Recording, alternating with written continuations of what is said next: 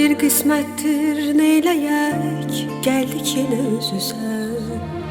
Sənin gözündə inək, mənsə bəxtsiz bir üzlər. Baxmadın heç gözümə, qaldı gözüm gözündə. Sən danışdın qəlbimlə, mənsə özüm özümlə. Biz neyləyək, bəlkə bir də biz sevək.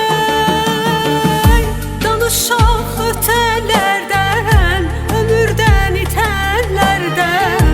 Keçdik biz o illərdən, bir də birgə keçəymi? Boşaldı çox dolumda, sağımda boş solumda.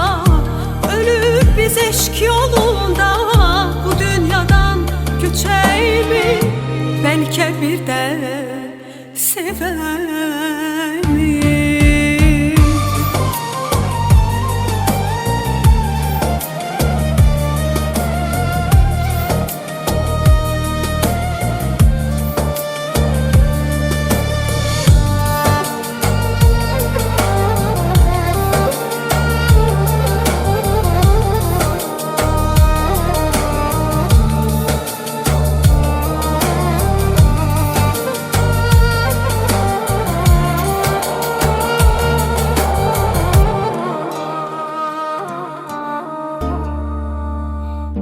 Keçdi nələr qəlbimdən, bu qəlbimdən keçərmi?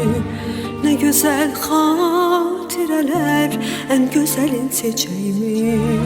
Baxmadın heç gözümə, qaldı gözüm gözümdə.